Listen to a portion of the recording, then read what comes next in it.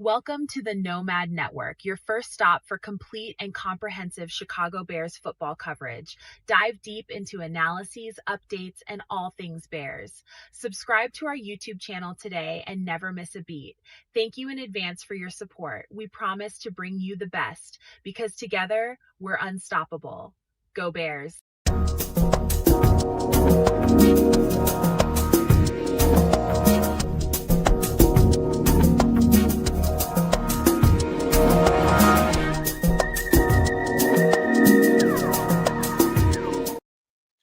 Yo, no maniacs. Welcome into a special edition of Some Extra Sauce, man. We're here on a Tuesday night. Why? It's because tomorrow's Christmas Eve, damn it. That's why. We had to get it in, man. And Trips is at a different location because everybody's already moving around, scrambling for the holidays. And I'm lucky enough to still be at home. Kids a Canuck, I don't know. I just don't know. I just did a show with him on the Kids a Canuck channel. I did his football fantasy show, and he was fine there, but he was eating a sandwich. And unfortunately, under the circumstances, he might be asleep right now. Just to be quite honest with you, I think he might be a little tired right now. So that's what's going on. But nevertheless, we're gonna rock this thing like we always do. Thank you all for being here. Let me see who's in the chat right quick before we get going. I mean, look. First person in the chat, my guy, Smitty Q. Shout out to Smitty Q. Tim Basemore. Second one in here. All right, man. So, look, man, we're gonna get right on it real quick, Trip. So let's just go and introduce yourself, man, before we get into all that. Well, just say what up to everybody. If you partake with the holiday cheer and the festivities, cheers. And if you don't, hey, peace be unto you anyway, as it is that time of year for the festivities and such. Time to spend with the fam, friends, or whatevs. So, good evening, all. And being that this is the holiday season, we have been blessed with a playoff football team.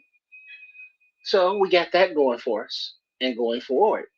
And we still have to look forward as the best is yet to come.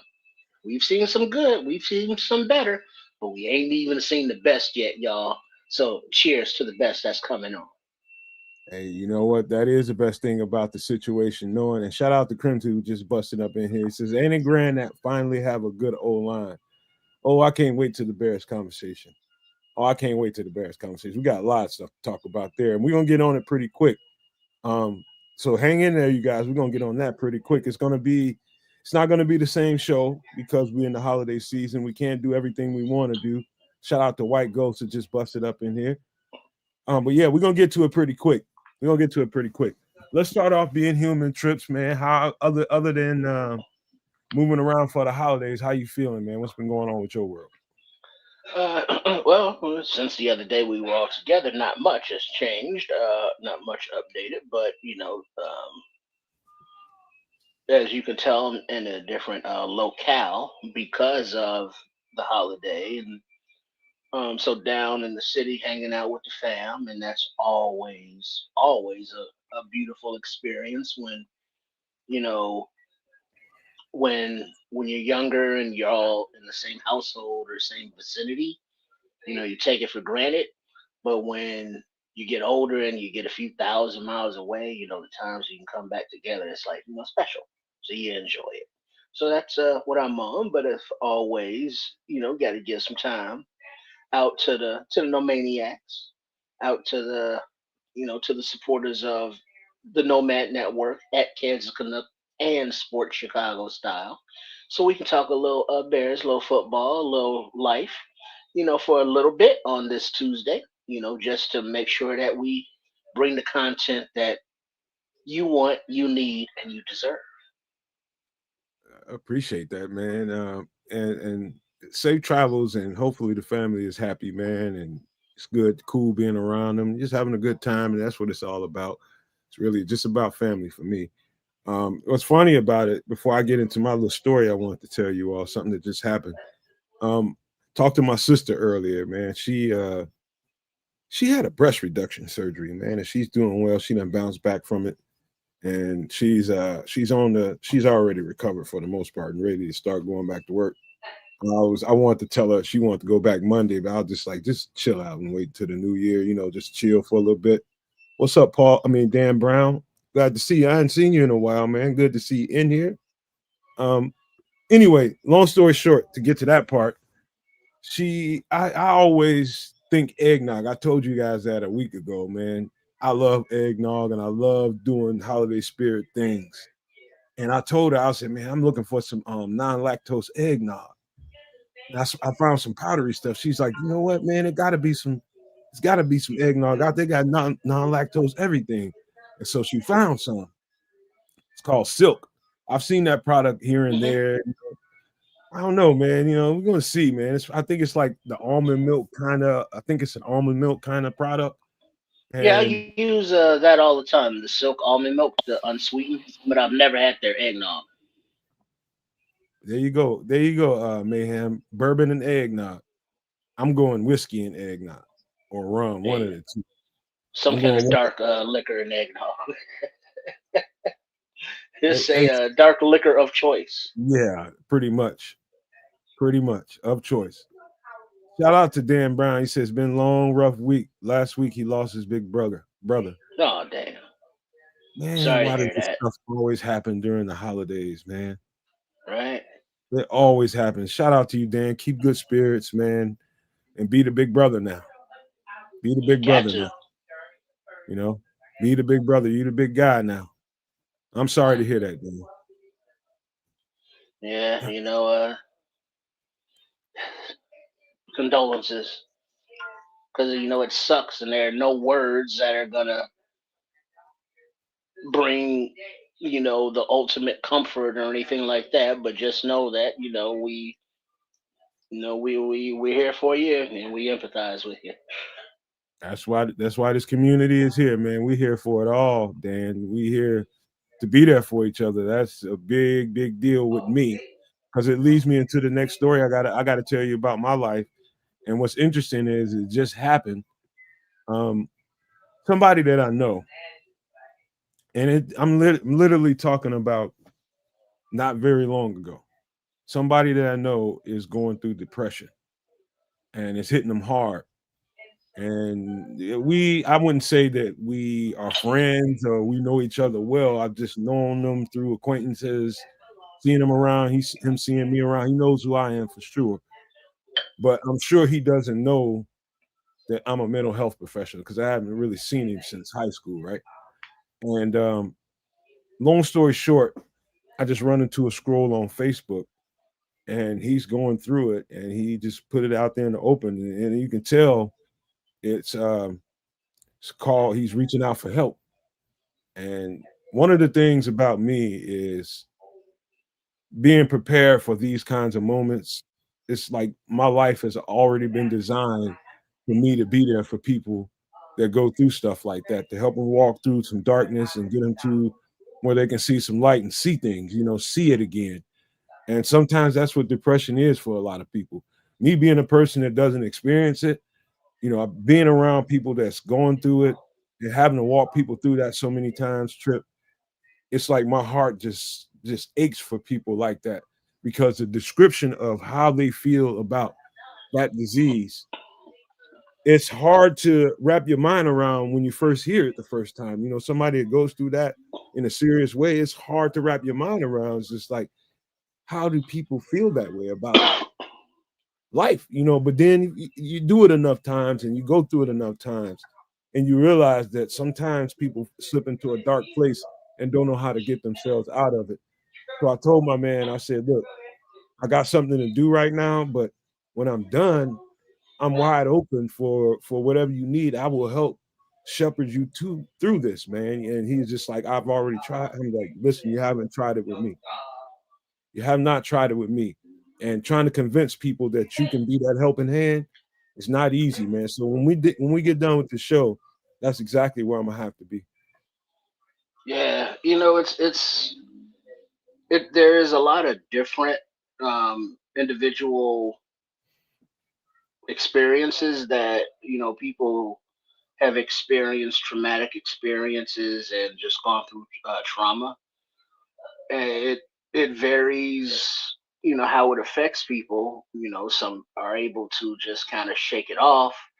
Others, have it as a dark cloud over their entire life, and it's something that is not fixable because things that happened in the past, you can't go back, you can't change them, you can't undo things. And I've said it before, I think, but if you had a beef or some kind of friction with somebody who's no longer with us, you can't get any kind of resolution with that. So whatever the traumatic experience was, it stunts a lot of people's growth mentally, physically, emotionally. Um, they may think that they're over it, and then something triggers them, and then they slip back into that darkness, and they can't find their way out because it's just dark. And it's something in our minds, in our own brains, that is making it dark. And so part of us knows that we want to get help. We want to the pain, the silent suffering to stop, but we don't know how. And then when we try to find ways out how, the darkness is misguiding us, back into deeper darkness. So it's a very destructive cycle. And the thing is, you can't really do it alone. Nobody, no therapist is going to be able to fix it or cure you. It's just finding ways to come to accept it or deal with it or get past with it, but just have the understanding that the bad thing happened. It's not your fault. You know, you move it, keep it moving forward, and keep those scars there because the scars will always be there. We will never forget those events, but they can heal. They can be sore from time to time, but we can get past them. Because I mean, it's kind of the same thing, and I'll let Kez get in here, since he's here now. But today I was doing some traveling, and I was, just shaking out my fingers, and I happened to look across me, and the lady had no fingers, literally. She had like the nubs of like where the knuckles were, but she was still able to utilize her phone and like scroll and stuff. And then I felt kind of bad because I'm out here, moving like I'm flexing, like, oh, look at me, I got fingers. But I'm not thinking about it. But somebody's always going through something that we don't think about, and it's just you don't feel bad about it because you can't feel bad about it. Life is too short to feel bad about it.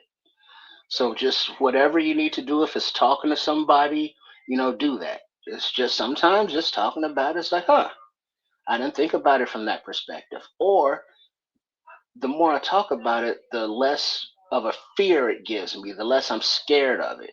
And the more it's just like a story now. So you can kind of deal with it emotionally and get past it. But it's a process and it's not easy. It's a lot easier said than done, kids. Kids ain't in there yet. He's eating I could have something. sworn I thought it popped. I thought something He's popped down up. there. Gates is here. Gates trying to figure out what you're talking about. What are you talking about? Well, let me Well, let me the, see. let me I was kind go of let me ahead. hoping start you'd all actually over. get to it. You'd actually So uh, let me announce it. just tell you how. What up, Relentless Mikey, Mini Star? Yeah, we live, man. It's just two streams going on. Don't be confused. Just follow the voice.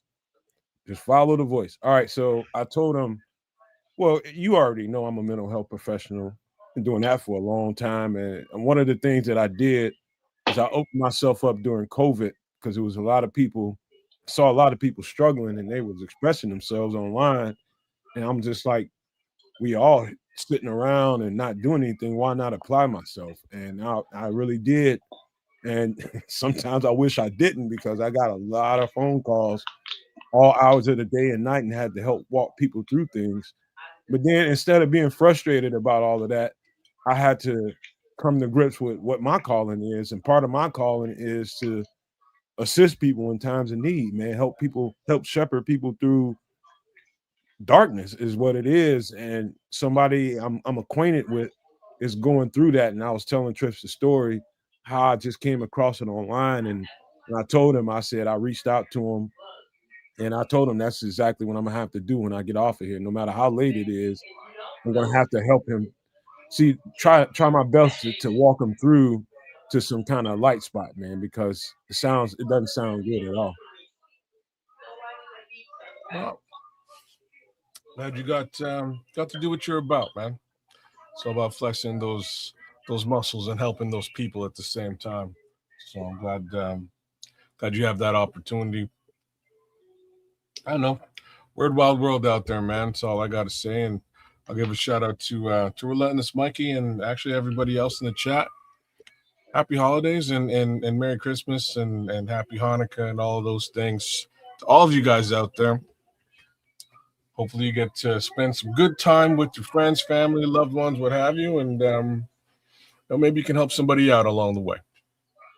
Yeah, Trips was saying, and there's a lot of great comments in here, man. Minister Charles, Create Culture, White Ghost, all the people that's making comments in here, and it's just, it's hard to get somebody to see what they can't see. That's the job right there, is getting someone to see what they can't currently see. You know what I mean? That's the work right there, is first getting them to, I've seen variations of it where getting somebody to go back to work, or getting somebody to just get up out of the bed, or getting somebody, just basic things. And you start there and you just work and work and work through it until you get the person where they're feeling better. But you can't give up right there. You got to keep them going and show them that, your spiritual guide, something. Let me just pull it up. Let me just pull it up. Create Culture says, we wake up one day at a time. The next amazing thing we're going to discover is what's already here, our spiritual power, and how to access our truth in the spiritual realm is spiritual plants. He said a lot there. The spiritual aspect of trying to get better is where I work from. Those are the basic structures that I work from, is getting people to just let go of the thoughts and just be, and see where the spirit guides you. It's usually to a much better place. Just letting people, this is too much clutter in people's mind. And sometimes that's taxing. A lot of times that's taxing. And that's heavy on a lot of people, Yeah. That's Yeah. The best part, the bad part is there's no guide, there's no manual, let's say, that you're going with on how to use your own mind and know when it's working against your own best interests, which is kind of counterintuitive, but it be like that. And it's very normal to feel unnormal. Well, there's no such thing as normal. Normal is a myth. You are who you are, and you go through these things on your own to a degree, and you can only share what you have with others and see if it is close to some level of normalcy. But all bets are off at the end of the day. You truly walk this earth all by themselves. Happy Kwanzaa, as Harley Wildhog would have it as well. I put that out there too. But it's a tough world to navigate, man. Tough world to navigate. You got to skate by and do what you got to do to get by. Sometimes you're up, sometimes you're down, and it's all how you manage and juggle everything in between. But I try to do a decent job. Sometimes you get depressed. Sometimes things are going great. And let's be honest, as Bears fans, I think we're having a pretty good week.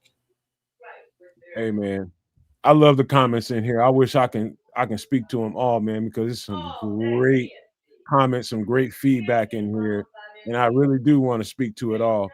But we got to hurry up and keep it moving. Only because Trips he's got a little time deadline that he's got to meet. So we just got to hop on it. And what we're gonna do this time, we're gonna hop on drinks first. And I hate to be short about that because to me it's a deep conversation and it's worth having.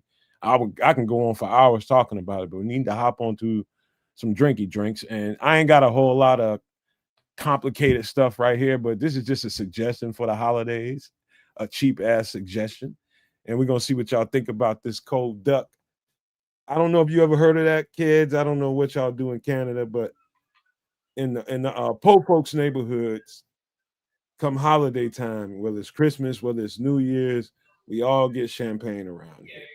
And champagne-like things. This is a very champagne-esque drink. Have you ever heard of it? No, I've never heard of this at all. You never heard of cold ducks? Never heard of cold duck or Andre, to be honest with you. Who's Andre? Why is this duck cold? Hey, that's personal. This is you know what's funny about this, y'all?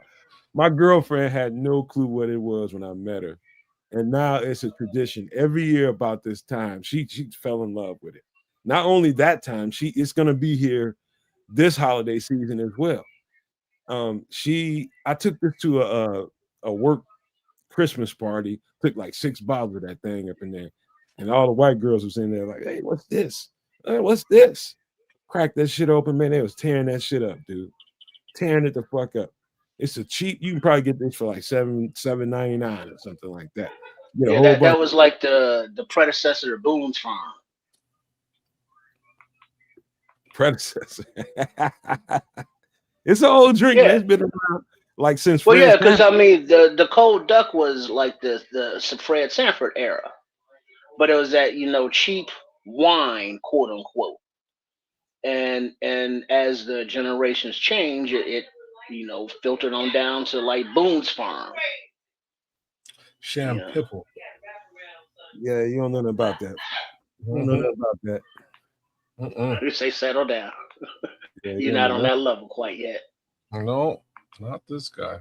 Hey, you know what? Create culture. I will tear down some Asti Spumante in a minute. If depending on what's in the house, man. If this is in the house, Asti's in the house, I'm on it. I like sparkling wine. I like champagne. I know it gives a lot of people headaches. I'm not one of them people. You probably just drank too much of it and didn't. If you get that, you probably just didn't hydrate well enough. That's mostly what that is. But that's this drink. Any other thoughts about cold duck now? Nah. Yeah, that's like one of those holiday sip long kind of things, ain't it? Oh yeah, this is definitely holiday stuff. Trust me when I tell you guys. Pull this, go get you some of this shit. And everybody's going through hard times right now, unless you're rich. Everybody's got some financial situation that they're dealing with. And you need to go, you want to have a good time on a budget. This is the aisle you need to go down. Go down the cheap liquor aisle and find you some cold duck. This just sounds like a hangover waiting to happen. It's not. It looks like it, but it ain't. Okay. This ain't sweet. It's it's sweet. Sweet. That's what I'm saying. I can it's like a dry sweet. Yeah, it's got some fizz and bubble to it. So it basically it cuts through the sweet. Okay. The carbonation to it. Yeah, right. But it's not as sweet as in it's not bitter or it'll make you like blah blah blah. No, it's very good on the palate. It tastes really, really good, man. Yeah. All right. Here's the next one. This is the last drink. Kids, take the fuck off because I know. Oh, this is my drink right here. This is my drink. This is the Moscow Mule. I drink this all the time. You want to get yourself some lime juice, some ice, a lime, some vodka, and some ginger beer. Mix them all together. You got yourself a Moscow Mule. Now, the thing about a Moscow Mule is you want to drink it, and this is not how you see it here, but you want to drink it in a copper mug. It's like a thing. It just seems to taste better in a copper mug. I don't know why, but you drink it in a copper mug. So I went out and got myself a bunch of copper mugs just for this purpose, and I share love with a little bit of Moscow Mule here every so often. I did it last holiday season. I might do it tomorrow. To be honest with you, now that I think about it, I got some vodka. Yeah, maybe I'll do it tomorrow. Maybe I'll get some Moscow Mule going. Kids, I have to be totally honest. Never heard of it until I met y'all. Till I met you, till I met this community. Never ever heard of the drink called a Moscow Mule. Number one. Number two, I've tasted ginger beer once in my life, and it's been so long ago. I've forgotten what it tastes like. Well, I can remind you real quick. I had a ginger beer legit 2 hours ago. It goes down smooth, but you're gonna get that burny, spicy, gingery aftertaste. It's like ginger ale. It's like a jerk made your ginger ale. You know what I mean? Like an asshole made the ginger ale. That's basically the best way I could put it. You get all the fizz, but it is that just overbearing ginger. Like ginger's a weird thing, man. Ginger's just it can be an overbearing flavor profile to add into any food. A lot of the time it's amazing, but in ginger beer it's just a little bit overbearing, and you wonder, why did I drink this? Well, the answer is you added some lime and some vodka to it with a little bit of ice, and now you're in good with a Moscow Mule. You can drink ginger beer all day long in that case. But to that degree, for those of you who like a Ryan Ginger, it's kind of similar. A lot of folks who swear by the Ryan Ginger, once introduced to the Moscow Mule, they're like, oh, okay, like this kind of got a similar flavor profile. It's not bad. I like it though. It's been my drink of choice for the last little while. I gotta say, man, it's a lot of people out here that don't know what the taste of ginger is like. It's a lot of people that haven't experienced ginger. For a long time, I was one until I became experienced. And before I even tasted ginger, I tasted ginger beer. You know, and what I can tell you is, depending on how you are introduced to ginger can be very, very it can be very strong. Overbearing, man. It can a little goes a long way. Yeah. If you've ever had shrimp fried rice or any kind of fried rice, you've had ginger. You probably had some ginger in there.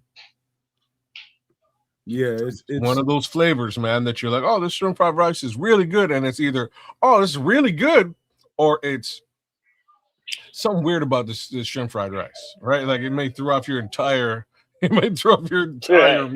It's just too much ginger. Yeah, man. We that's probably the fourth or fifth time I had ginger in my life. It was through some fried rice my girlfriend made. She found a recipe, and it told her to put this amount of ginger in it. I'm just gonna tell you right now, threw the whole damn dish off because it was way too much ginger. I couldn't eat it. Yeah, that's not something you go overboard with. A dab would do you, because it goes in when you saute the garlic. You don't go equal garlic to ginger. It should be like whatever the garlic is, like half of that ginger or a quarter of that. Yeah, it will throw you off if there's too much in it, for sure. So anybody that hasn't tried ginger the first time, my advice to you is ease the hell into it. Yeah. You know, the only place that I like ginger with sushi is a great thing. I know to give you slices of raw ginger, but it's actually really, really nice with sushi. Take that for what it's worth. Anyways, all right. I'll tell you what, man. We're gonna roll through this, man. Now we got some food to talk about. Any last thoughts on Moscow Mule? I'm gonna try this, man. I'm gonna try this just to see, because Kez might be one of them people that keep ginger beer in the house. I don't.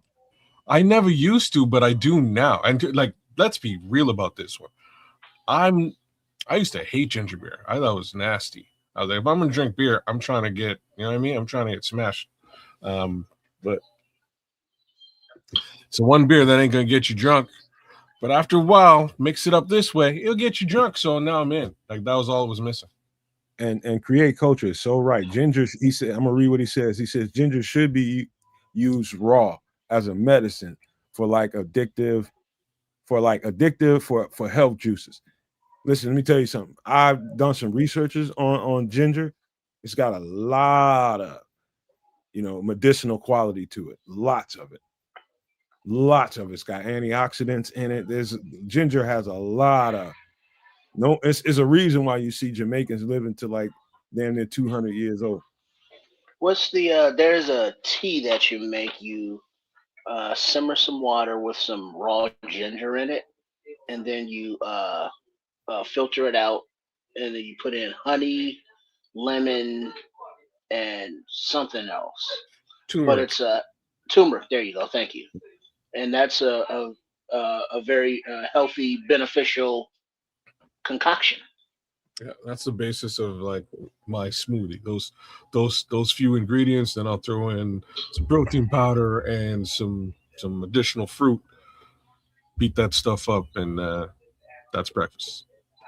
Hmm. All right, we're gonna move on to some food because I know as soon as Trip sees this, he's gonna want to talk.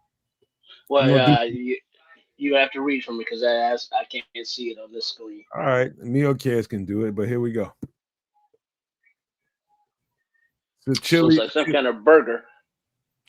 Go ahead, Cares, you can take over, man. Good. All right, chili smash burger, Mm. grated sweet onion, brioche bun, roasted chilies, olive oil, butter, salt and pepper, green chili sauce, ground Angus, and some mayonnaise. Looks delicious. Yeah, you got a lot of flavors going on in there. Oh yeah. And the thing about the smash burger that makes it different than a smash burger is flattened, Mhm.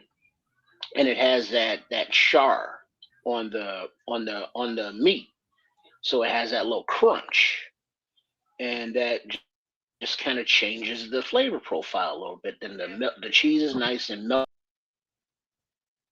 Uh-oh. Oh, did we lose him?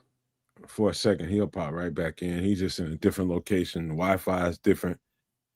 But you know what, man? I'm curious, man. It's hard. You have to really go out of your way and really, really go out of your way to screw up a burger that I wouldn't eat. You'd have to. I've had one burger in my entire life that I could not eat. One. And I had a lot of different burgers. At Chili's. At Chili's, they have not Chili's. Let me make sure I got that right. I think it was Chili's. They have this Texas sweet honey barbecue burger with some fried onions on it. And it was so sweet, dude. Oh, It was so sweet. I felt like I bit that thing twice just to make sure. The first time I was just like, oh shit, this is too sweet. I'm just like, all right. And the girl that was with me, she's just like, try it one more time. Just at least try another bite because she bought the meal. I fucked it. No, I can do it, man. That's the only burger in my life I couldn't eat. Any other burger, you have to really go out of your way to fuck that burger up. I don't know. I've never had a burger. There's never been a burger I couldn't eat. I gotta say. Was it just the barbecue sauce that made it so sweet, or what? Yeah, it was the barbecue sauce. I guess the take on it was to make a sweet burger. And me, sweet, and burger don't get along, man. First of all, I don't like sweet on my burger at all. I don't even like the sweet bread pickles that come with some of that shit. I'll take that shit off. I want dill. I'm just me and my palate. That's just what I like. You know, I don't like sweetness mixed in with any kind of meat really that I'm eating. Well, I don't know. Yeah, I've had some sweet burgers and non-sweet burgers. It's all the same to me, man. As long as it's cooked correctly. Honestly, the place that I go to get a burger now, man, out of all the places I have at my disposal, I go to a little local pub Their burger is made of ground chuck, and it is melt in your mouth good. I can't compare it to anywhere else. Period. But I just brought a bunch of business folks up to this little spot to have a burger with me the other day, and they're like, "Damn, man, like this burger is so good." I was like, you know what I'm saying? Because I was like, y'all paying for the meal, so like, you know what I mean? Like we could be doing some steak here, we could be doing some real food, but I want you guys to test this burger out and tell me if I'm crazy. Am I crazy, or is this one of the best burgers you've ever had? And they're like, hands down. Shout out to Greenfields, man. Greenfields, you make a stellar burger. I don't know what it is. I assume it's really just quality of the ingredients. But man, this burger is stellar. So good. This burger right here. Now, there's nothing about this burger that I'm not all over. There is absolutely nothing about it. Only thing that gives me pause is I've run into some green chili that will fire your ass up. I run into some green chili that will fire you up. I have some red chili that is like, and I put a little bit in my last batch of chili that I was making at home. My Lord, man, I couldn't figure out what caused just the flames, but it was the chili. It was a chili powder I added, and the wife couldn't eat it at all. So, man, I got to take it easy. I just would eat this burger. I'd eat it twice, but I know for a fact that if I eat this whole burger, I'm gonna struggle a little bit. I ain't gonna say struggle, but I can't go nowhere the next day. Hey man, well, if you're gonna take that attitude, you know what you got to have with it. What you got What you gotta have? Now you would think French fries, right? And that is delicious, but it's even better with some baked beans. And that's a little too filling for me. Well, you already gonna have the itis, might as well just go ahead and have the itis. Fair enough. Am I the only one that's had some too hot green chili? No, well, I've had too hot red, but not green. Well, sometimes you can have not too hot green, but have too many of the not hot green, and then that heat adds up. Man, this burger looks so good to me. And it's a smash burger.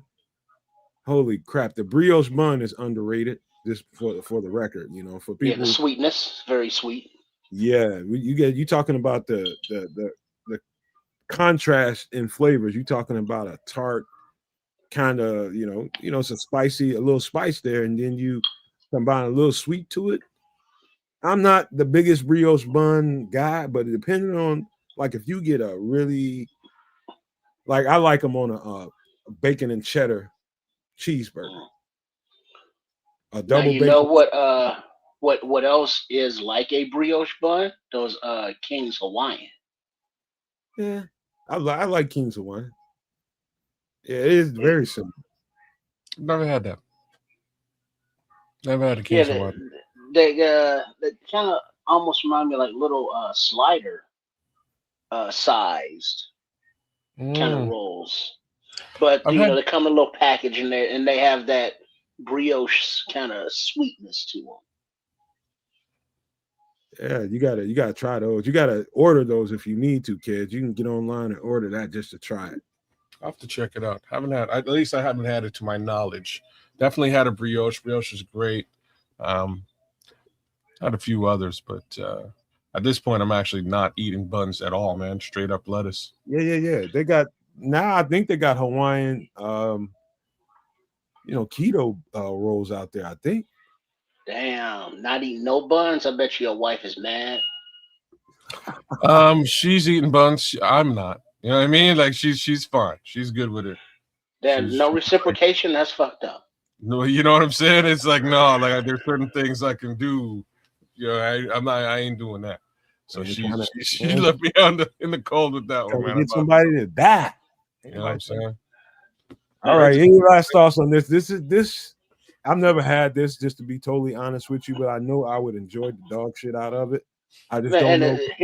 Here's the thing. Here's a key. I got cut off before, but one of the key things, not only is it about being smashed, but it's about putting two smashed patties on top of one another to get the full effect. So it's not about just having a single layer smash burger. You know, that's fine, but to get the full effect, you need multiple layers. Yeah. Now, if you really want to get jiggy with it, get it like 3 or 4 patties going. Yeah. Hey, somebody asked earlier, have we tried the pretzel buns yet? I gotta stand up and say that I have not, and No.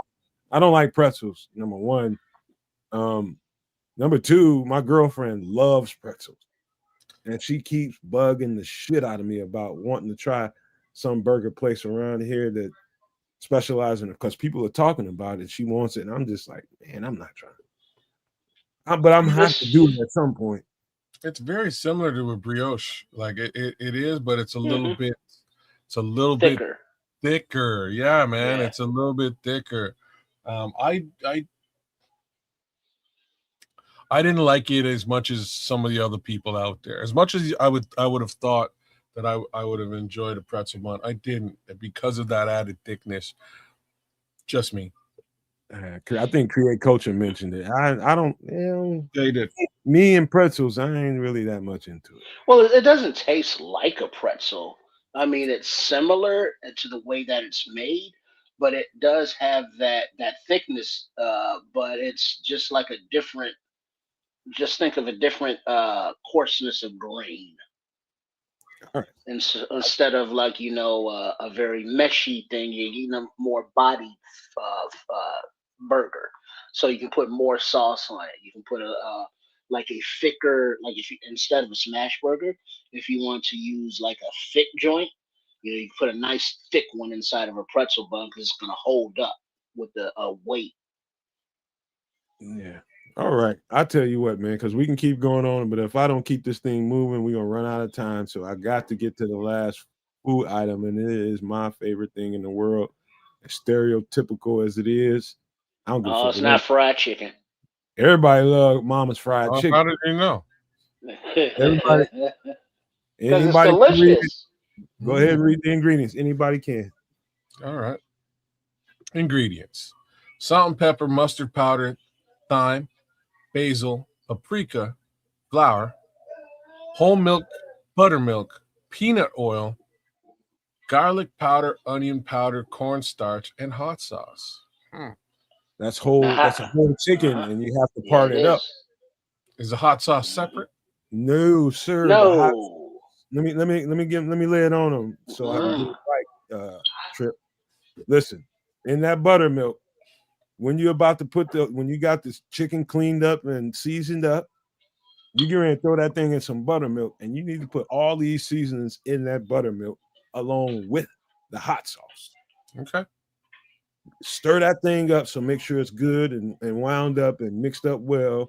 Dip all that chicken in there. So let it sit in there if you want to. Let it sit in there for a little while. And you take that chicken dripping right out of that buttermilk seasoning, and you throw it in that flour, whether it's in a bowl, bag, like we do in the hood. Take that shit on up.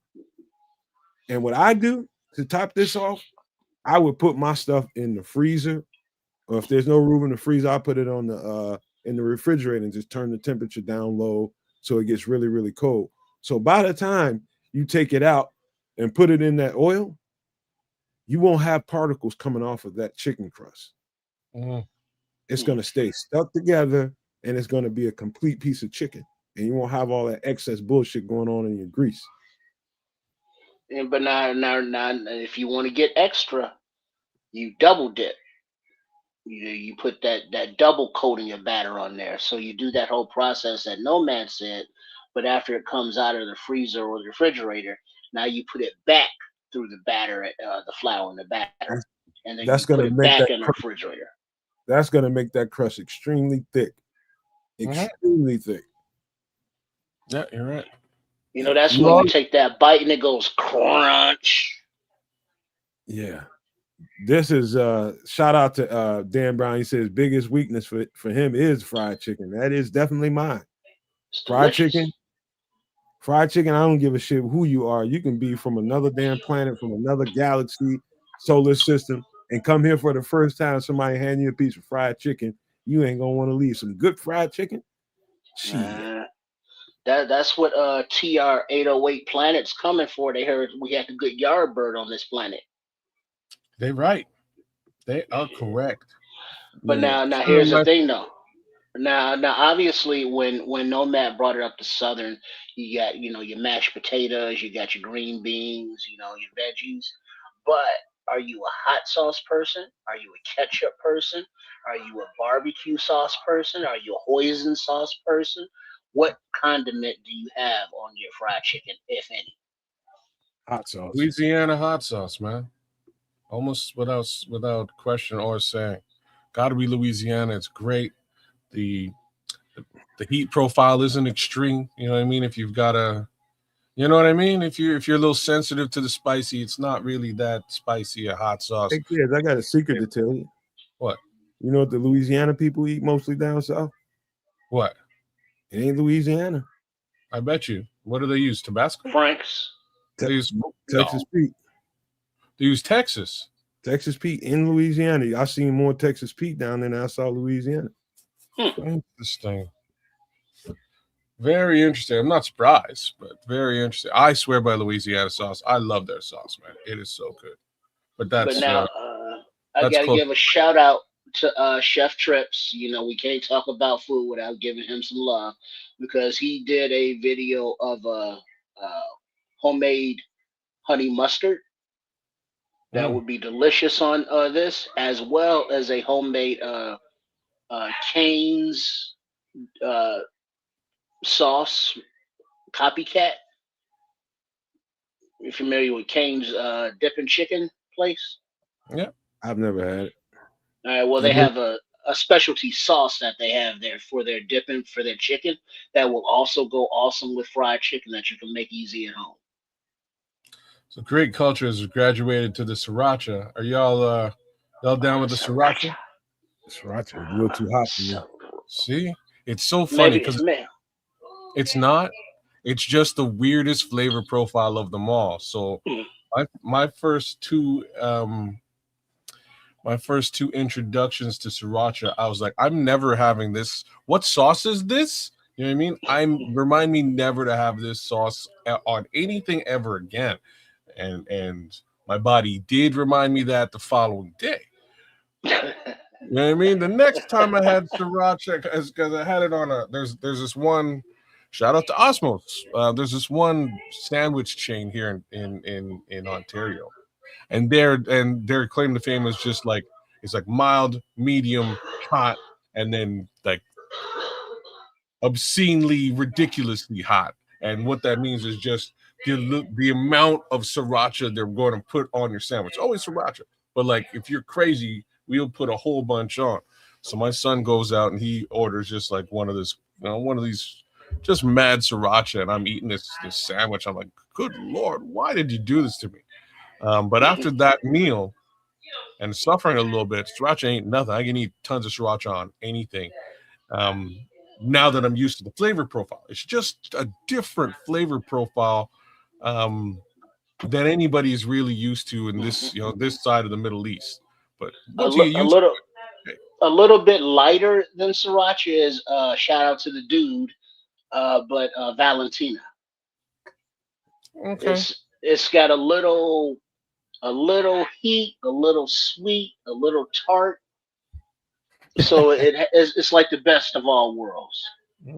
Mr. Charles said, "You motherfuckers that made me take some freezer out there. I mean, some chicken out the freezer for me." He ain't saying nothing. I said that. That'll get you there. All you do is see it. That's all it takes for me is a visual. Every freaking time. But here, hey, look, little trick to fried chicken. One of the things that I didn't do for a long time was add the cornstarch to the flour mixture. And it does bring another level to your crunch. The flaky. The cornstarch is a must-have. And I found out over the years now, there's some people that might argue with me up and down. I found out that the peanut oil is the best oil to cook chicken in, fried chicken in. or fry most anything in. I'm talking about deep frying now. My experience is some people might tell you, nope, lard, nope, vegetable oil, nope, this or that.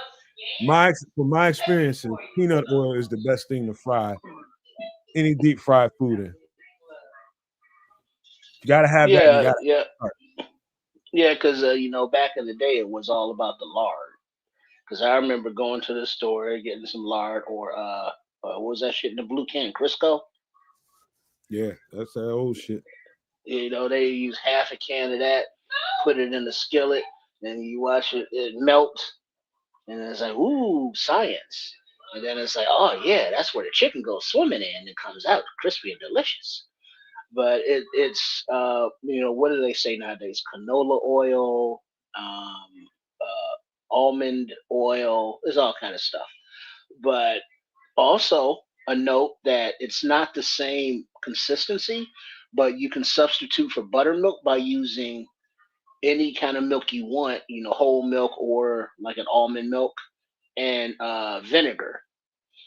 Mm. Mix a portion of that up, let it sit for about 5, 10, 15 minutes, and that's your little healthier, quick and easy buttermilk substitute.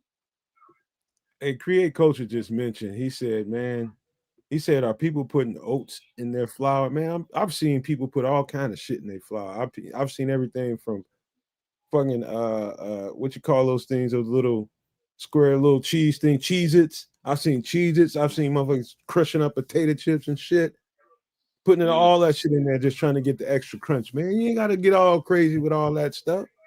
All you got to do is just got to do. Rich crackers. Here's the thing. I'm telling you, Cornflakes. a hidden secret to frying chicken is the hot sauce, number one. The second thing is the cornstarch, two. And the third thing is once you put this thing together and you got it all floured up, make sure you go inside that bag and you smash that flour mixture onto your chicken. Make sure you get it all in and through that chicken. Yeah. You got to kind of smash it onto there. You Rubbing it. massage that meat. Yeah, massage it on into there and then take it all out, lay it out on a grate in a pan, and you slide that thing in the refrigerator or the freezer and let it get consistent. Let it come together, get tight, and then when you put it in that grease, it's just going to be one piece. You won't see all those little particles floating off as soon as you put it in the hot grease. That's one of the secrets to that. It's the hot sauce, the cornstarch, and making sure you get that chicken and the covering to it, the coating on it, a consistency to it. And you'll have the best looking, tasting fried chicken in the world. Don't skimp on those ingredients because that makes all the difference in the world, the taste. And unlike some of these social media trends and videos, season y'all's flour mixture. You put your seasonings, your onion powder, your garlic powder, and such up in there. Don't flour your chicken or season your chicken. Mm-mm. Don't do that. And real That's just quick, a waste of chicken. yeah.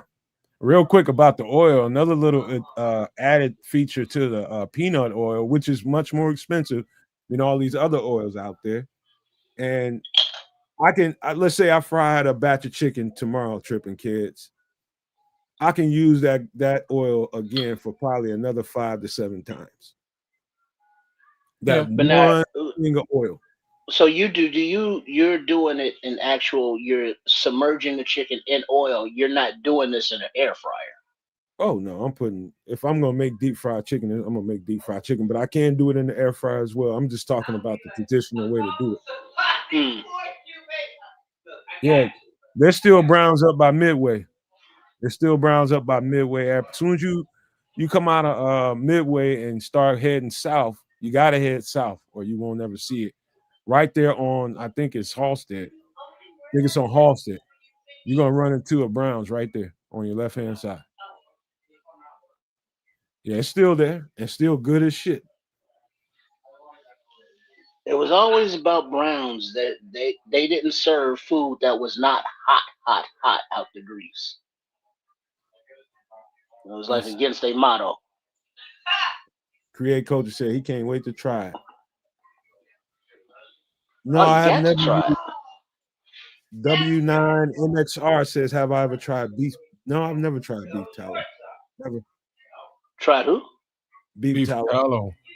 Oh yeah, I think Chef Trips was talking about that the other week.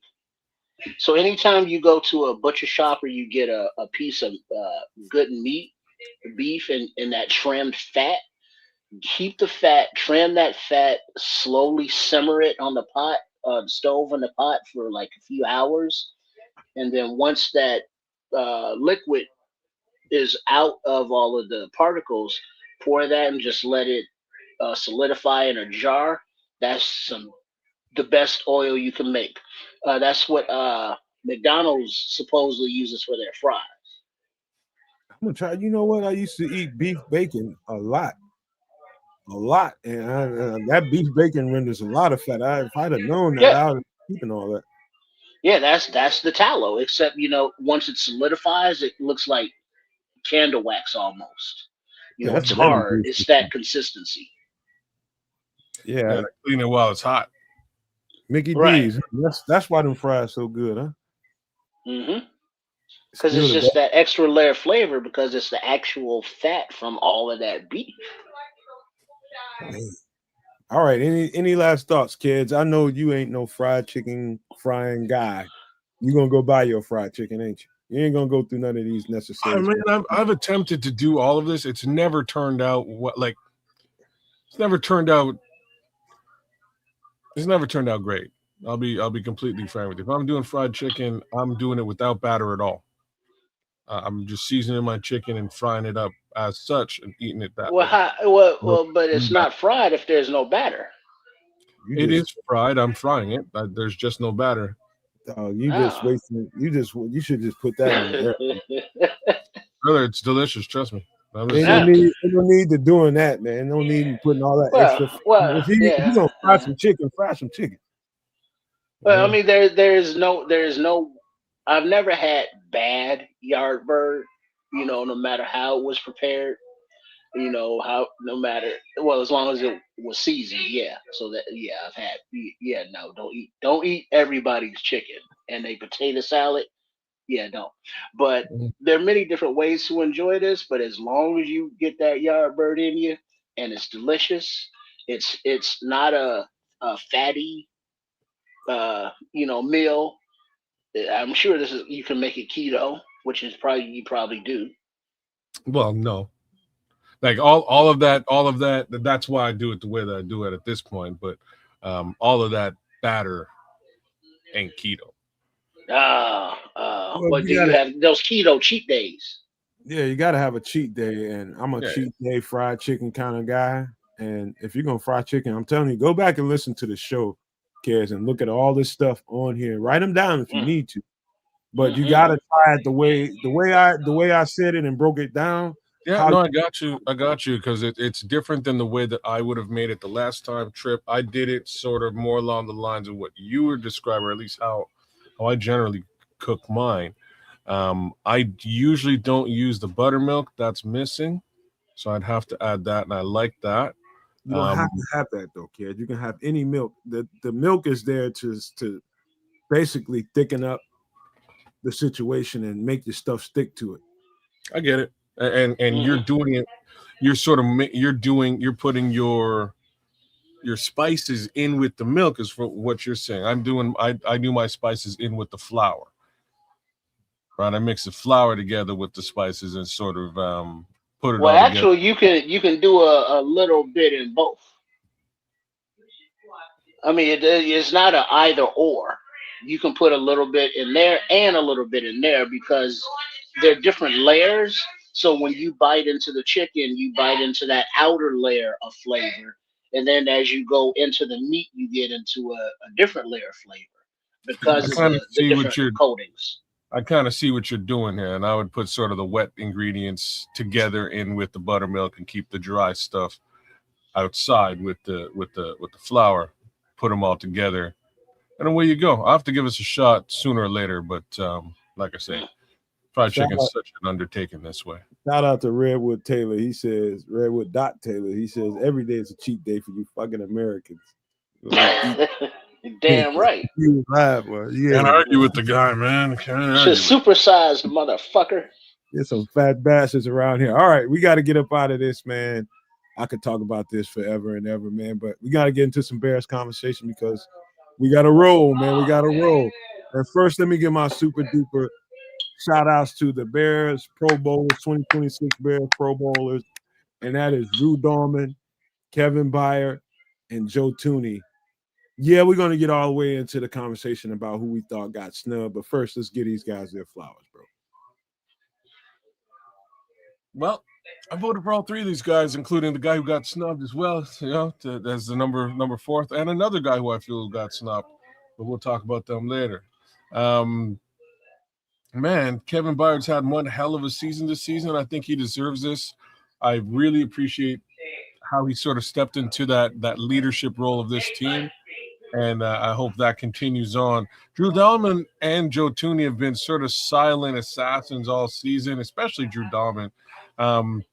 Joe Tooney is it's kind of what you would expect from a perennial Pro Bowler, right? It's kind of what you'd expect. But Drew Dalman just quietly has had a smashing season at the center position, and you got to give him props. I'm glad he's received props because, wow, man, we've been really ailing at that particular position for a very long time. So glad we have him, and I'm glad his prowess is showing out. I'm glad that that the power of polls compels you, and that the ageism was not a thing with trading for Dahlman. You know, you're giving up a fourth round pick for what, a 31-year-old at the time, and it's like, really, how much you got left in the tank? And he's been balling the f out this season. Kevin Byard, who was 31 as a free agent when he brought him in, it's like, well, how much does he have left in the tank? Leading the league damn near with turnovers. So all the people you talk shit about, huh? All the people you talk shit about in the Pro Bowl. Well, not all, but some. And it was like I said, they what they got left in the tank, and it's like they came in at the top of their game. They didn't have to be developed because they were developed already. And then Dahlman, who was the free agent signing, so this is his first opportunity to go out there and get paid, and go to a team that didn't draft him, and here he is, and so now you got the center and your left guard. And it's like that's what you want for your young developing quarterback. And then you got a guy that's an emotional leader because Kevin Byard's out there giving the pregame pep talks. So he's getting everybody fired up, getting everybody, minds right out there. So these are three guys that deserved it. They've earned it. They've worked hard for it. And the thing that we all hope is that with Tooney and Byard especially, is that they're around to mentor the next generation coming up behind him. You know what's most gratifying to me? The fact that all three of these guys, shout out to Kevin Byard, Drew Dalman, and Joe Tooney equally. I don't want to take nothing from either one of them, but the fact that we have offensive linemen in the Pro Bowl from the Chicago Bears after all these years, it's crazy, huh? It's so gratifying to me because a lot of people like Tripp. And you ain't the only one, Tripp, man. A lot of people was questioning the how much sense does it make to be paying these guys, these so-called old guys, all this money? And the rationale behind that for your average mind, and I'm not talking about you Tripp, I'm talking about your average fan. I should have said that. It looks like that we overpaid. Well, ain't nothing average about my mind, so we know. Go ahead. No, not at all. Not at all. Your fucking shit's complex like a motherfucker in ways that I don't want to have to tell nobody. But man, listen, these were great freaking investments, and it's made all the difference in the world in the success of this team. The fact that we have an offensive line that can dominate the line of scrimmage at times and really dictate how well we do in the game or how well we don't do in the game is a relief for me. It's starting to, it's so impressive for me watching it on all 22 that I feel like it's hard for me to say that I have seen a better offensive line in the NFL. I'm talking about past the first 4 games or so. Once they started to gel, I don't know that I've seen a better offensive line in the league outside of. Now I'd say they look just as good as the Philadelphia Eagles, who I consider to be the best offensive line in football. And these guys are right there on par with them. The Chicago Bears offensive line is right there on par with the Philadelphia Eagles. And to be honest with you, the only person that I would exclude in the Pro Bowl conversation would be Ozzie Trapillo, because he just got there. But every single last one of those other 4 deserve it. Every single one of them. I'm talking about Jonah Jackson, and I'm talking about Darnell Wright. They didn't get the respect they deserve. Since we're talking about the O-line, they deserve all the credit in the world. Well, Theo Benedict got a fair amount of Pro Bowl votes this season as well, just to put that out there. In any event, it's amazing to see offensive line picking up the slack. That position for us, that O-line has been such a place of woe. It was an area of woe over the course of the last few seasons that to finally turn it around is an impressive thing. And it looked like Ryan Poles kind of said, you know what, we just don't have time with the young quarterback to F around and say we're building an offensive line and be stuck in that building process for God knows how long while this thing acclimates and gels together. Let's just swipe the credit card and put together something that actually looks like an offensive line, and let's see where that goes. Braxton Jones, you ain't it. But now that we got a couple other guys that can fill that role, it's working, and working so well that I think the league has, well, with Pro Bowl nods, I guess the league has definitely noticed. They're agreeing with that sentiment, and I do think Ryan Poles deserves some credit in this regard. Yeah, definitely. And shout out to these guys, and we can keep it moving. And before I forget, the way my mind works, we were talking about pretzel buns. Steak burger was the burger I was going for to use for a pretzel bun. Steak burger. All right, go ahead. Mm-hmm. All right. Yeah, man. I mean, the impressiveness on this offensive line, I would, if I really, really layered it on, it might sound so homerish, and it's not cool. But I'm telling you, when I tell you guys, I'm talking about every no maniac, super no maniac, any fan of this network and this channel. You hear me talking week after week about this, about that. I cannot express to you how impressive this offensive line has been this year. At times, it struggled just like any other offensive line will do as a unit. There's times when they leak. There's times when they absolutely didn't play their best games. And I'm talking about these 2 guys on the screen too. They had some rough games. But overall, their great performances totally overshadow some of their less than great play. I mean, absolutely dominant at times. There's no DeAndre Swift doing what he's done this year. There's no confidence in Al Monunga doing what he's doing without those guys up front. There's a reason why those guys seem like they're just chopping every team up they run across. It's because these guys set the tone. And that's why, Mr. Mayhem, I would lean towards these guys over Kyle and Swift getting a Pro Bowl nod. I'm like there was no, and this is like, man, Ben Johnson's done some beautiful things this season, and we didn't have a run game up until week 3 or 4, right? All of a sudden, it came out of nowhere. When it did, it ain't stopped since. How you like that now? You know what I'm saying? What's up after it showed up?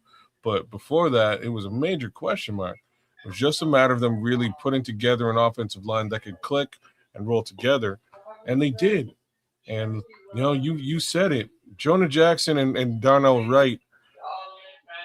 Like, I know those 2 guys got a fair amount of Pro Bowl votes as well. Like, Darnell Wright, in my opinion, definitely should have he should have generated a bit of another look with regards to Pro Bowl selection. So like that's my additional selections to these 3 gentlemen here, because I felt right off the bat these 3 deserved it. was clearly Nashawn Wright, Darnell Wright as well, and unfortunately Tremaine wouldn't allow me to, like, I wasn't allowed to select Tremaine because he was on IR, so I put another vote in for Nashawn, which is why I'm kind of surprised that's boy. Well, wasn't he leading? Yeah. So I mean, I don't understand. If you're leading, how are you not the winner or number one or whatever? Politics. That's why I don't like the construct, man. That's why I don't like the construct at all. Explain. So who picks? Who chooses? What was Maine out for the last? What was he out? 3-4 weeks? Yeah. IR, so at least 4 weeks. 4 weeks. Plus. So just because, see, you know what? I can't say that I don't like the construct because I don't really know the full extent of it. I can't say, but the fact that Maine got snubbed, in my opinion, and I think Nashawn Wright under any circumstances would be in the Pro Bowl if he wasn't let's just say he was a known name with those kind of stats. He's in the Pro Bowl easily. So I can't consider the Tremaine a snub. It was just like, what do you call this? It's absence. It's an absence, but it was just like systematically they wouldn't allow him to be a part of the Pro Bowl voting because he was not on a team, quote unquote. He was on IR, and that's what wound up happening. Outside of that, in my opinion, he played at an all-pro level all season this season, and he's back at it again. I hope all of that bodes well for his contract restructure, which eventually is going to happen, I'm sure. But I think he should be extended and restructured, and I think he deserves some good money after this season's play. But then you factor in the remaining, like the previous seasons, and you don't know what to do, man. So we'll leave that to those of us who are getting paid to manage this, aka Ryan Poles. That's just sort of the unfortunate reality with Tremaine. With Nashawn, there's really no reason other than just general popularity of other people in the league. Like, if you were to grab Cooper DeJean's statistics and put them up against Nashawn Wright's statistics, I don't know that you're going to be looking at anything even remotely close to being better. Cooper DeJean's had last season, Cooper DeJean was a dude. I scouted Cooper DeJean. I think he's an amazing football player. I can't sit here and say that he's had anything like. Do you know what I mean? Like the season that Nashawn Wright's had this season. Now let me be a little bit selfish here, and Kez this will probably tickle his ears. Think about it from a Homer's perspective. When you start thinking about the Bears, do you know what a Pro Bowl status can do to your contract negotiations? Fair enough. You know what I'm saying? Now we already got. It's so funny you say that because you're usually the last guy to think about this type of. Right. So could this be the difference between us being able to keep them and afford them and not? You got it. You nailed it. That was the first thing that came to my mind too when I was looking at this as a situation. Maybe the Bears can actually keep Nashawn Wright.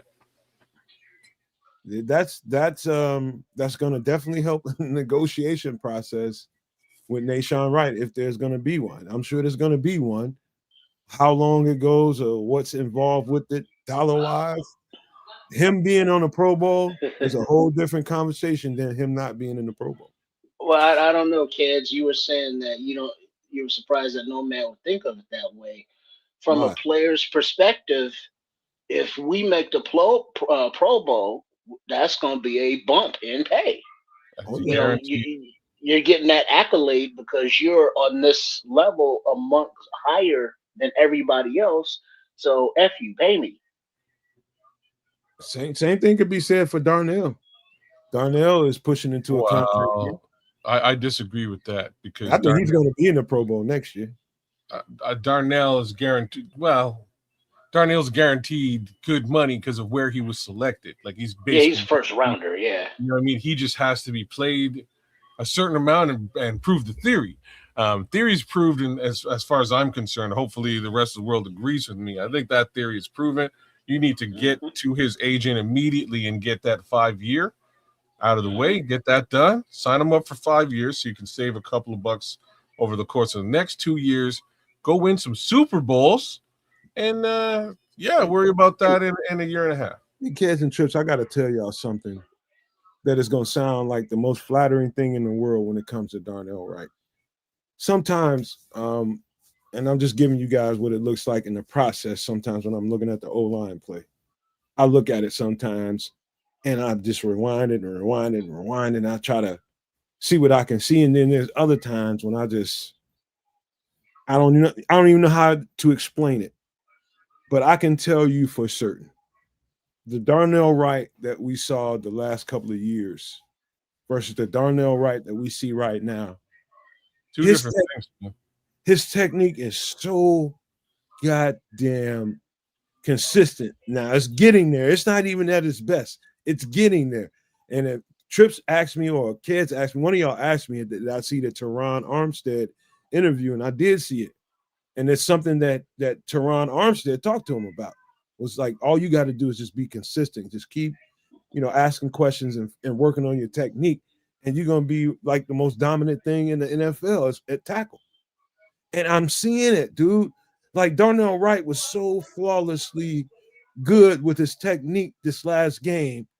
At times, I'm just like, holy shit, this dude is going to be, he's going to be one of the highest paid tackles in the league. I agree. I'm telling you right now, he can be that dominant.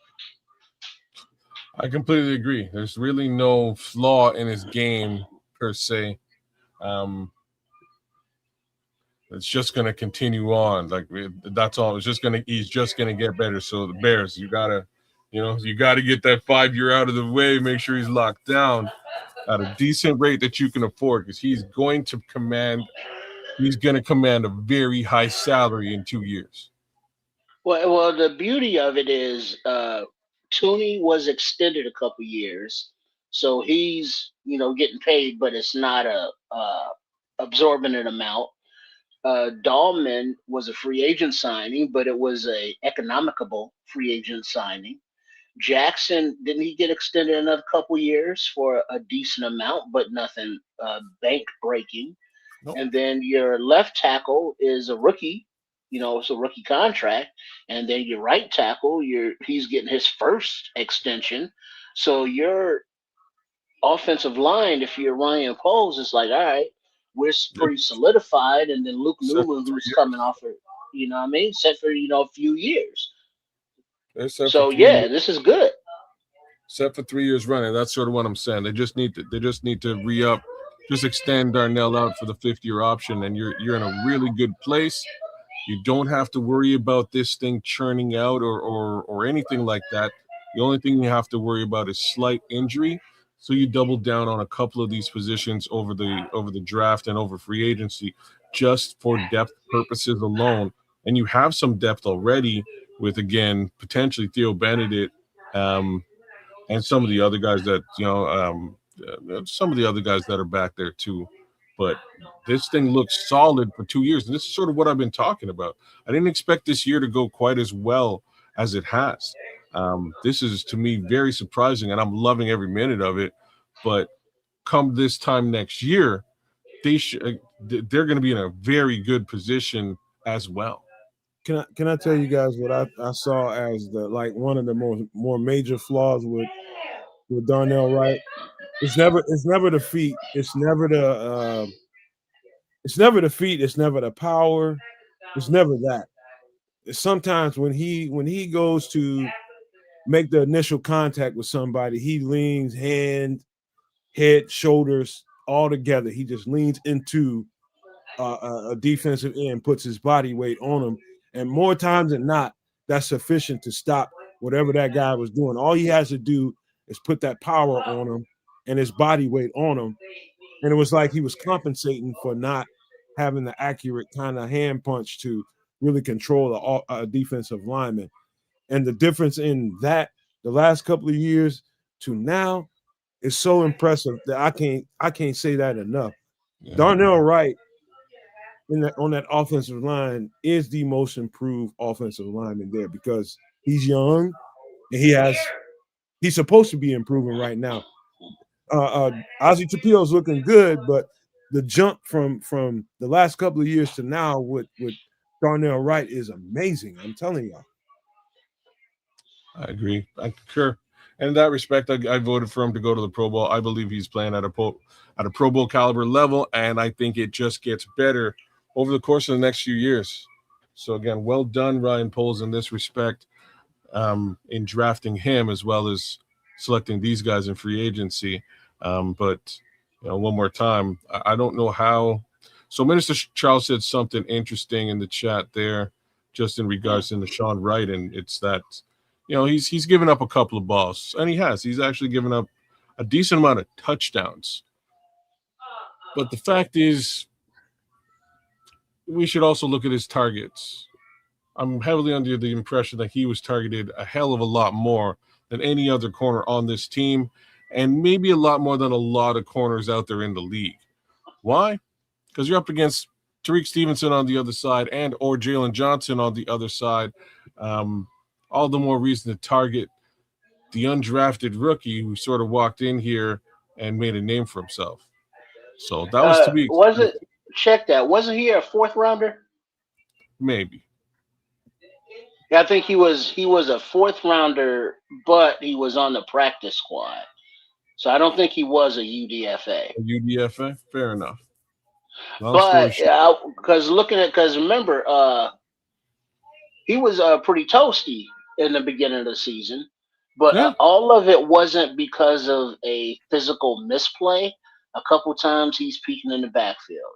A couple times he's looking at Bayer and Bayer's looking at him, or he's looking at Brisker and Brisker's looking at him, and it was just I thought you had him. No, I thought you had him, kind of thing. But because of his length with his arms up and his speed, he's able to make up for a lot of missteps. And his ball awareness, we obviously see with the amount of turnovers he's getting. That's it. That physical makeup he has does allow to make up for getting burned here and there. Like early in the season, I was watching Justin Jefferson eat his lunch, but then he kind of started to get physical with it and bring what he brings to the table, and that is a 6'3" frame, a lot of length, and good ball skills, man. So all of that across the board, made him a guy that I definitely had to vote for, and then vote for again when I found out that Tremaine Edmonds wasn't an available vote.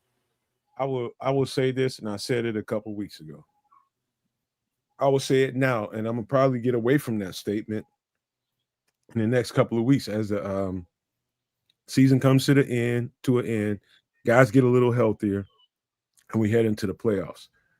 Healthy Nahshon Wright versus all the cornerbacks we have on the team. That includes Kyler, that includes Jalen, that includes an unhealthy last a couple of weeks, Tyreek Stevenson is the best cornerback that we have on the team right now. Nahshon Wright is.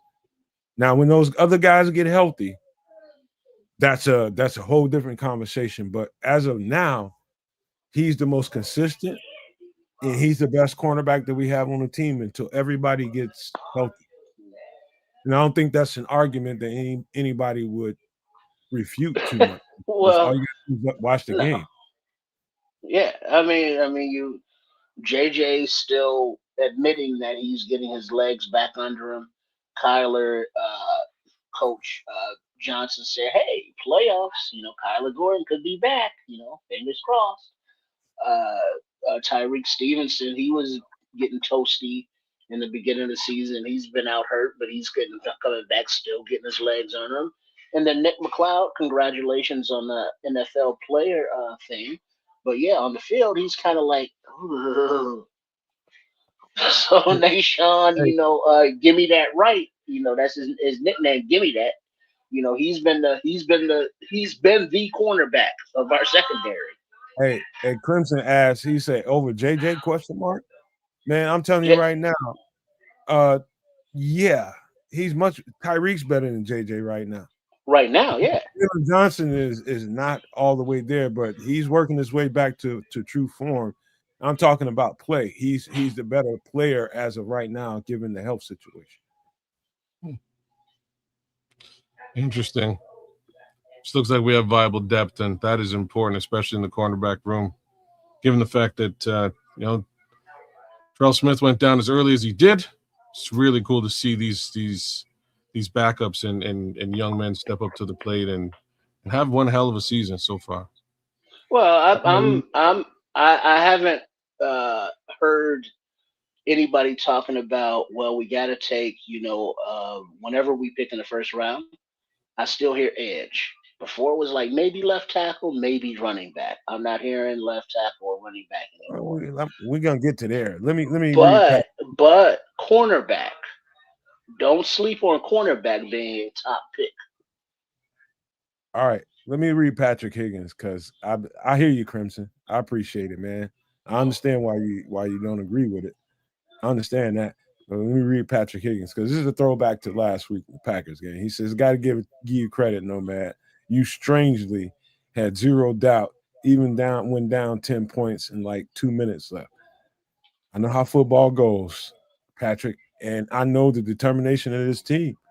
And they've proven to me time and time again, I probably wouldn't have had as much confidence if they hadn't proven to me over and over again what they can do with minimal time on the clock.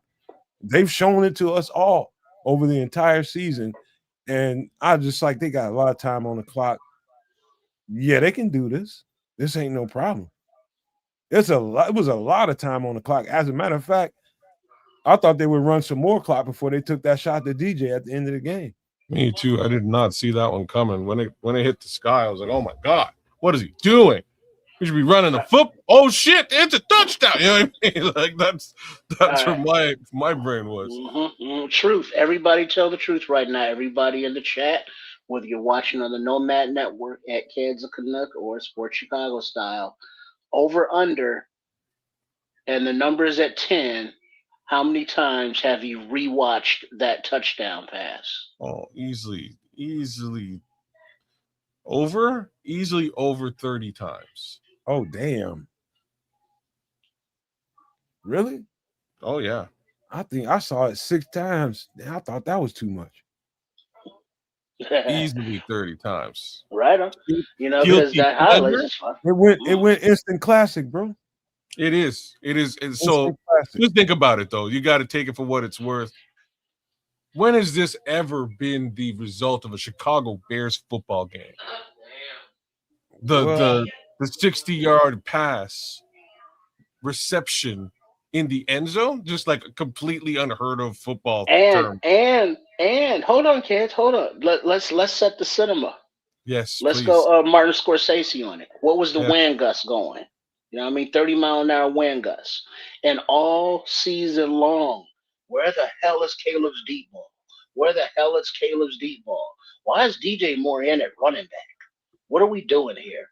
And now in the rivalry game, playoffs on the line at home, you have your stud wide receiver, DJ Moore, on a deep post taking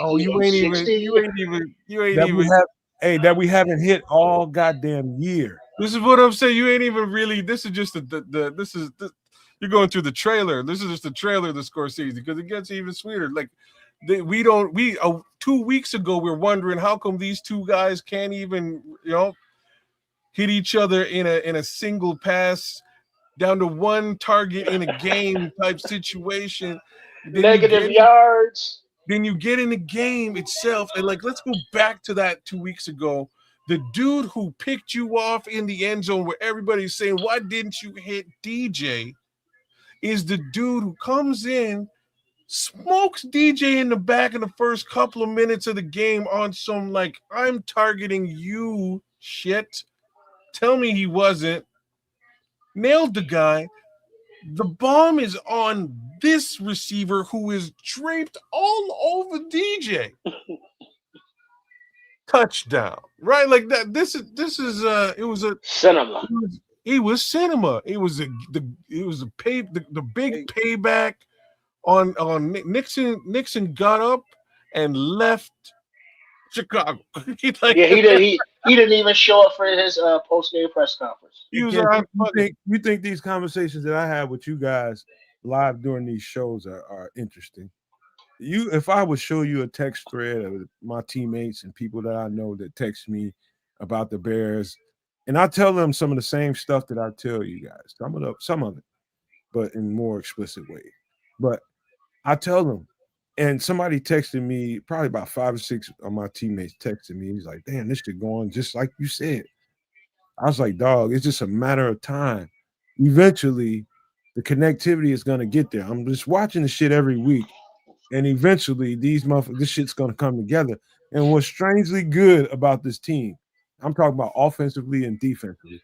Defense has its holes, and they're going to continue to have holes here and there until everybody's healthy at the same time. But offensively, we've had the least amount of injury, and so they've been the healthier bunch of the group. And I told people, I was just like, eventually, the timing is going to slow down for Caleb Williams.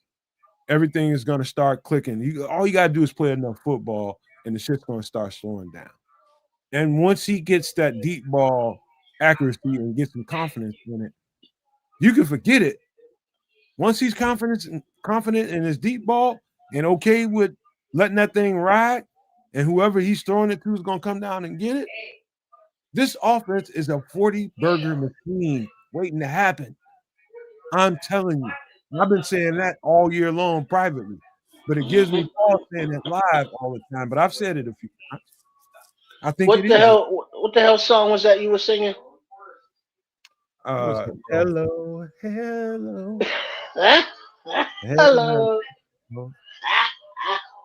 There you go, because it was hello, and it was like, oh shit, points. Hello points. Hello victory. So, this is that whole thing that as fans we want the instant gratification. So when they came out and lost those first 2 games, it was like, oh, this is gonna suck again. But as the wins have come in, it's like, well, this isn't sustainable. Defense can't get off the damn field. Offense, doesn't play the first half of games, but they're getting lucky with turnovers. And then they keep getting lucky with turnovers. And then they keep getting lucky with turnovers. And it's to a point there, it's like, well, after a while, it's not luck. This is something that you are consciously aware of and doing and forcing at the right time. And you look at the plays when the sacks happen, when turnovers happen, when receptions take place, and the connectivity with the quarterback, crunch time. So when it's time, to cut the nuts, nut cutting time, kids. That means you ain't no going back. Because now it's time for it to show and prove. They're showing and they're proving. So this is still the honeymoon year for the most of the fans. Not one projection at this team at 11 wins, possible plus, going into the playoffs this season. But yet here they are. So that the belief within Hallis Hall, within that locker room, within those halls, you just got to ride with it, because they keep proving week after week after week that they're going to find a way. Somebody's going to make a play, and they're going to have the confidence and the faith in each other and themselves that, yeah, we're going to pull this out. And it's like, let's fucking go. And I think this, man, and you guys can refute it if you want to, but this is what I believe in my spirit. I think everything has its time. As I was telling Don Burr before the season started in preseason, I told Don Burr, I said, man, there's a price to pay for the physical toll that Dan Campbell puts on his team. Dan Campbell and John Harbaugh, same guy fundamentally. Physical football, and they build their team to play physical football. Here's the thing. We're a physical football team as well. But there's a limit. It's got to be a limit to the physicality. It has to start inside the building. It has to start with, okay, am I putting too much on my key guys? Am I running this ball too much with Derrick Henry? Am I running this ball with too much with what's his name, the running back in Detroit? Am I putting too much on my offensive line? Eventually, that physicality will take its toll. That thing is like the Reaper. Eventually, you just say you believe in the next man up, but really, do you? Do you? Because guess what? You don't have to fucking play with them. And I told Don, I said they had a 3-year window. They had a 3-year window to exact their revenge on the league and get a championship in Detroit, and they missed it.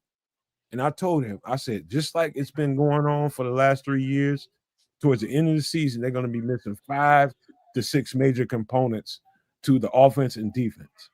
And I'll be damned if that's not happening right now. That's what Don is. That's why Don ain't here right now. Because he's remembering everything that I fucking told him. And I said, not only that, and I told him, there's only so far you're going to go with stiff-ass Jared Goff. He's going to be great in the regular season. He's going to be tearing people up in the regular season while that offensive line is protected. But when the playoff football starts and teams go to another level to make sure they disrupt his timing, Jared Goff is going to look like a pedestrian. And that's exactly, it's just starting early. Jared Goff looks like a pedestrian because he cannot move. And that's their weakness. That's their weakness. I don't take pleasure in it, but I can't stop smiling. I saw earlier today that there was a somebody posted that man, David Montgomery should request a trade because they're glazing Gibbs and they're not feeding Monty the ball, and this team is in shambles. And I'm paraphrasing, but Monty liked it. You know what I mean? So it's like, yeah. So it's We like that ship is taking water fast over there. for the last 2 weeks, he's been the better running back because oh boy ain't been able to do nothing, because they're gearing their teams. Gibbs has torn up every team in the league for the most part, except for the last 2 weeks. He can't get the ball moving because they know that all they want to do is turn around and stretch run with Jahmyr Gibbs. They've figured out how to stop that. And since then, David Montgomery's been their best back, but they keep wanting to feed the ball to Jahmyr because they think that next big run is going to happen. And David Montgomery's getting a little frustrated with it. He's just like, shit, man. When they stopping him, just let me run the ball. And that's not happening. Dan Campbell has come in and he's not only accelerated Jahmyr Gibbs' touches, he's gotten another thing is a little bright spot for somebody else, and that is Jameson Williams. He's getting Jameson Williams the ball because the other coordinator was force feeding what's his name, Amon-Ra St. Brown so much that they were going games without Jameson Williams getting a touch. And that's not cool. You got a guy that you just paid like $20 million. You got to get him the ball. It's like DJ here. Yeah, yeah. And now that we see the fruits of the labors of this season of the offense from the offensive line coming together and gelling to getting the run game going to where seventh round pick Menengai and Swift are eating out there and running hard to now a shout out to the Skywalker, Jade Walker. We saw the electricity, the juice we're having. So the next man up mentality is taking place from UDFAs to free agents to late signings like CD Deuce, CJ Gardner Johnson. So everybody's contributing on every level. And we ain't even going into special teams and how much of a demon Blackwell should have been. He should have been an All Pro. Yeah, man. Yeah, that's a whole other conversation. That's worth having. Kids, wake your ass up. It's a live show. Get up. Come on now. Hey, look.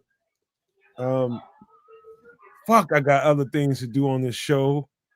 But man, this Bears conversation is so good because we got to talk about I thought we can get through. I can get to what we need to get to, but I was underestimating it. We got to talk about the 49ers game. coming up, and do we think we can win? Let me just start this conversation off like this.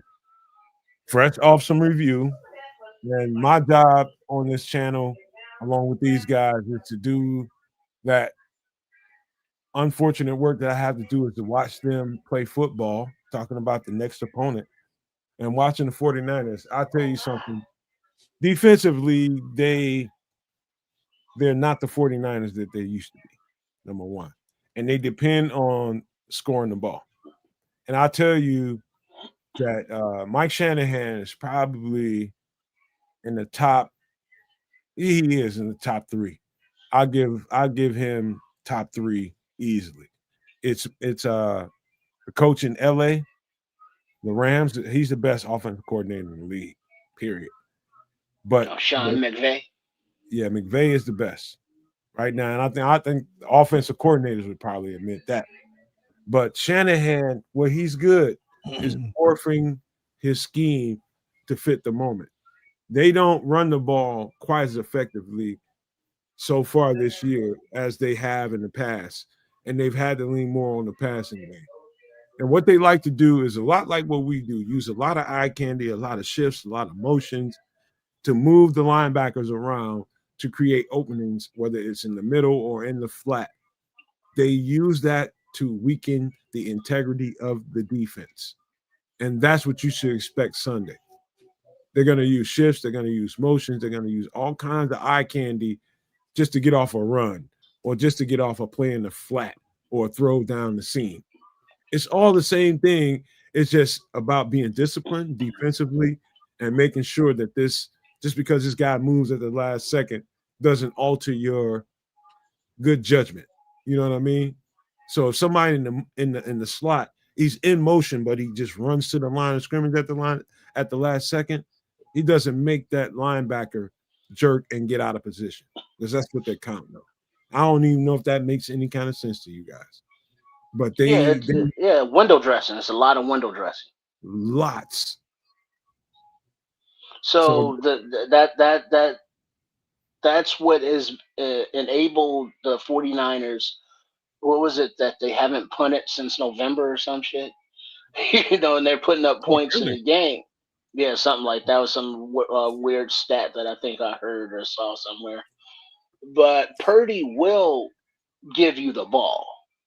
He can't hurt you with his legs. He gets the ball out. He can be accurate, but he will turn the ball over. And we know that this Bears defense is very opportunistic.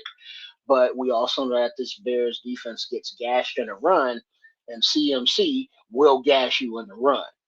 So they're going to have to be physical, because this 49ers team, I'm not saying they're soft, but they always are going out injury-wise. So get physical, pound, and pound some more. Pause. And on offense, the 49ers have been giving up points like, candy on Halloween. So the offense will need to actually play the first half and not wait till, the end of the game and hope that the defense keeps it close. So I'm not a better kids, but I think I saw that the over under is like 50 points. So if I was a better, I would probably take the over. Oh, okay. Okay. I'm with you on this one. It's an interesting matchup. I think, strangely, I think what's going to win us this matchup, is just momentum from this past weekend's game. I'll just be completely frank on this. These two teams line up very interestingly against each other. And you the two of you have already sort of mapped it out. I think we can put numbers up. I think we can put up a really solid offensive performance against this team, A, on the ground, B, in the air as well. They've got a decent defense. It is more the offense that I'm worried about how the defense will handle. It is a little bit tricky. And, yeah, man, Kyle Shanahan is definitely, like, worst come worst, top 5 coaches in this league. I might put you at number 3 right there with sort of the list that Nomad was putting together earlier on. Either way, He's a mind that you got to be paying attention to. So's Ben Johnson. I think these two brains will line up very well against each other. I think the brains on the defensive side of the ball as well line up very interesting against each other. I do think from a personnel perspective, we might have them on the defensive side. Offensive, hard to say from a personnel perspective. You're really looking at a good collection of humanity. I am under the impression that George Kittle might be out this week. That might be a bit of a boost. They're still going to leverage those tight ends regardless as to what happens. CMC gets leveraged no matter what goes on. These guys have their work cut out for them on both sides of the ball. Again, whether you're San Francisco or whether you're Chicago, I just feel at this present time that win, that hype, this extra exuberant love that they're feeling from the city of Chicago and Bears fans worldwide, I think that bleeds into the score on this coming Sunday. Hey, wasn't Tongus the tight end Tongus? Wasn't he a Bear at one time? Told you, kids. See, that he was saying this to me earlier today that Jake Tongus might have been a Bear. I'm gonna have to now. I gotta let me do some research. Don't worry about it because we got to get ready to close this thing out, and ain't no need to be worried about that. Because I gotta say something to close this show, and I have to apologize for 2 weeks in a row. I did really underestimate what we can do in the span of 2 hours, and again, we're gonna miss the UAP, UFO, Booger Spirit, and I'm gonna say it 2 times in a row. I promise you we're going to make up for this after the holidays. I promise you we will. We will make up for this after the holidays. So I do apologize to the people that were waiting all show for us to get to that. I apologize for it, man, because we should have, but I underestimated what we can do. And I want to get ready to close this off by telling you guys something before we get to some pleasantries, and we got to get right to it. I do think the Dennis Allen man-to-man concept, blitz concept is going to help this matchup because of that. I think Brock Purdy and what the 49ers do plays well into the hands of a zone defense, a zone heavy defense. It does play into that very well. And I think if you get him moving around and get him unsure about where to throw that ball to, which I know Dennis Allen can see that on film, that man-to-man concept is going to definitely work for us. We just got to get guys covered. We might not have Kittle to have to deal with this week, so that should make it a little bit easier.